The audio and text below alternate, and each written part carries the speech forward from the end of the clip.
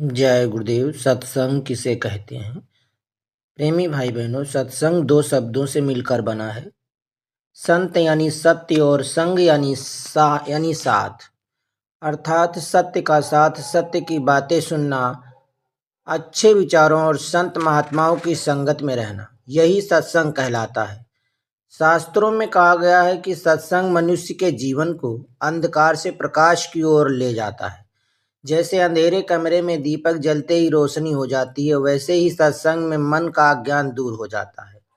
सत्संग की प्रेरणादायक कहानी। एक गांव में रामू नाम का एक युवक रहता था। वह बहुत गुस्सैल, लालची और गलत संगति में रहने वाला था। उसके माता पिता हमेशा समझाते, पर वह किसी की नहीं सुनता। एक दिन गांव में एक संत महात्मा आए। उनका नाम था स्वामी हरिदास जी। पूरे गांव में चर्चा थी कि उनके सत्संग से लोगों का जीवन बदल जाता है। रामू मजाक उड़ाने के लिए सत्संग में चला गया। संत जी ने वहां एक बात कही, मनुष्य जैसा संग करता है वैसा ही बन जाता है।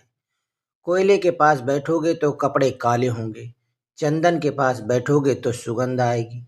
यह बात रामू के दिल को छू गई। वह रोज सत्संग में जाने लगा। धीरे धीरे उसका गुस्सा कम हुआ, गलत दोस्त छूट गए और वह माता पिता की सेवा करने लगा। कुछ महीनों बाद वही रामू गांव का सबसे समझदार और दयालु युवक बन गया। लोग कहने लगे, यह सत्संग की महिमा है।